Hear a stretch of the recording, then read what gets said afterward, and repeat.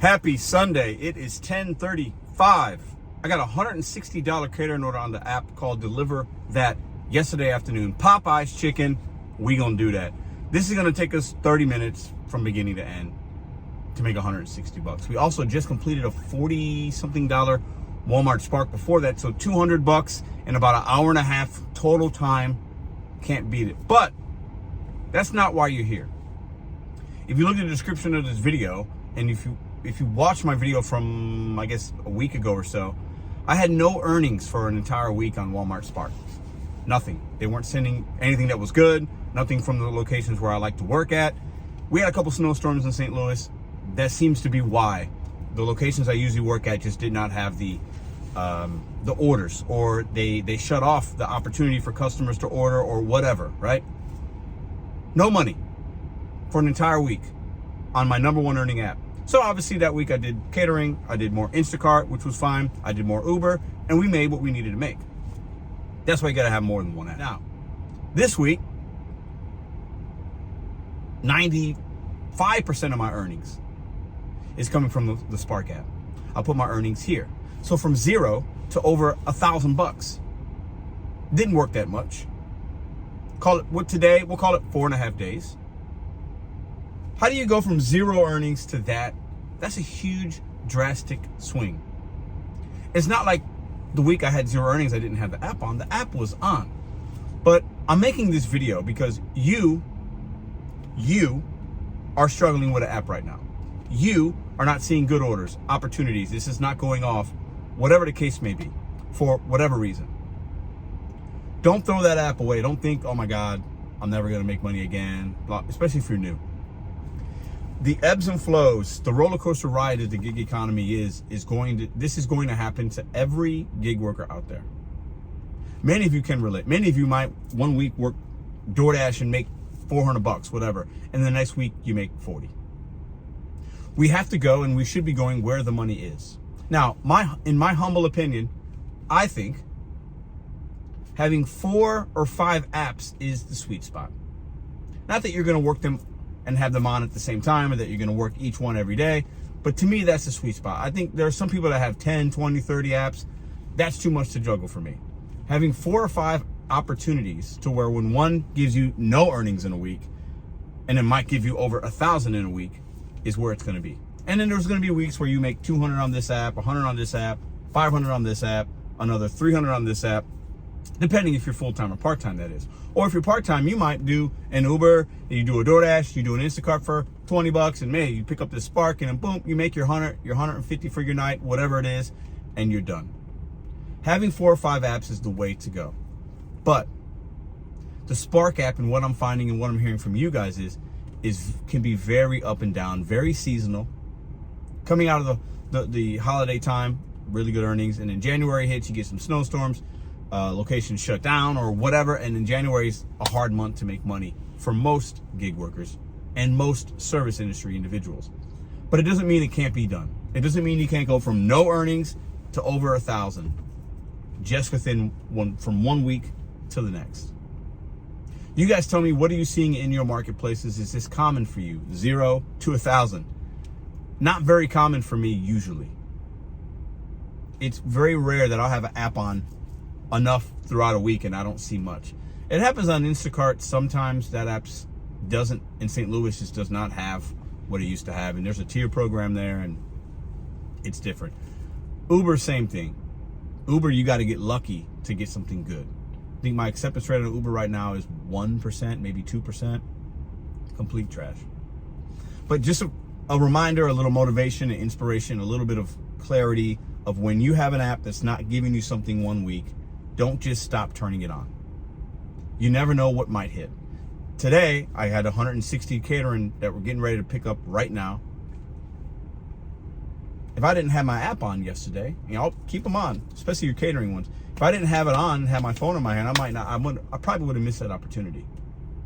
This isn't a day I was going to work, but I'm not going to pass up 160 bucks for a 5-mile drive for half hour, 40 minutes of time. Absolutely not. And I just happened to have a little free time this morning and said, hey, this is a good $40-something Spark. Logistically, it made sense. It was a unicorn, as well as this catering. Very blessed, very lucky, extremely grateful. 0 to over 1,000. Can happen, will happen. Don't turn your apps off. Don't disable them. Have 4 or 5 as an option. Hopefully you have that option in your market. I know a lot of markets are different. You might not have, these apps might not be where you're at, but do your research. Look up what are your opportunities in your marketplace. Walmart Spark, 0 to 1,000, like I've said about 100 times in this video. That's my experience this week compared to the week before. And then going into this following, the upcoming week, Monday to, my weeks are Monday to Friday, and then I'll do a weekend order if it makes sense, especially if it's a catering. Who knows what to expect? I'm gonna make anywhere between 500 and 1,000 again on Spark, and depending if I get catering and that takes my time away. But at the end of the day, use your apps that you have in your phone to hit your goal. Daily goal, weekly goal, monthly goal, whatever it is. Your hour goal, if you only got an hour or 2 a week, use the apps at your disposal to hit your goals. And don't let anybody, myself included, say, well, this app is bad, this app, Listen, I don't love Roadie.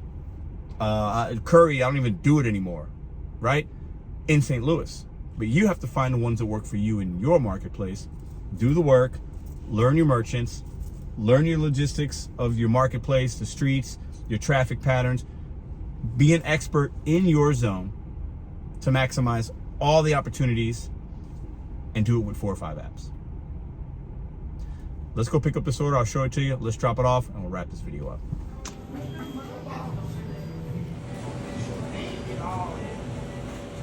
Give y'all a little update. See how there's more bags here? I had these inside.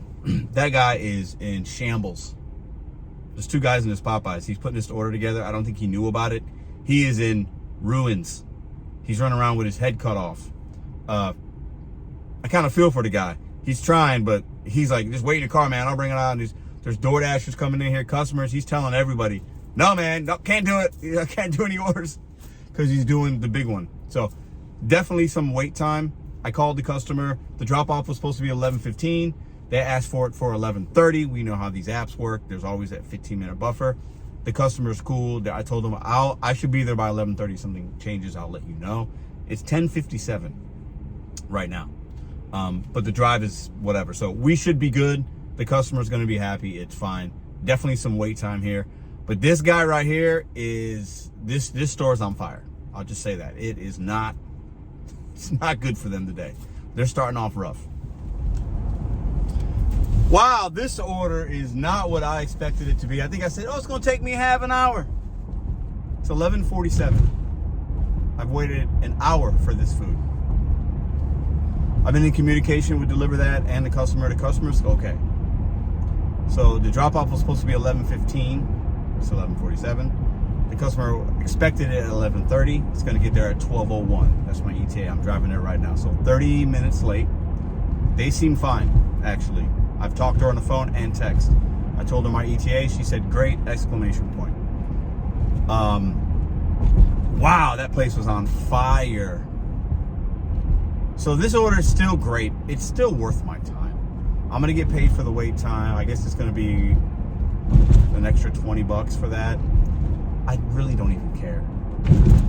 The only thing I'm a little perturbed about, I'm going to be late to church. We were going to church as a family today, and I didn't expect an hour wait time. Who would expect that? So we're supposed to be there at 12. I'm going to meet the girls there, and I will be about 20 minutes late to church. This is the first time we as a family, the 3 of us, are going to go to church together. Madison has taken Ruby a couple times, and me and Madison went once. I'm not happy about that, but at the end of the day, I can't control what I can't. I can't control all that happened. And maybe in hindsight, would I have taken this order if I would have known all this? I'm not sure. I probably would not have. I probably would have said, I don't need the $180. So, yeah, this order really did not go as planned. These people have been very, very, very nice and very patient. This guy, I don't know what this guy's doing. And we're going to drop this off to them. I want you guys to have a great rest of your day. My day started off good. It is what it is. I got all this. The car smells like fried chicken and biscuits and mashed potatoes and gravy. I got the gravy in the front and this bag right here.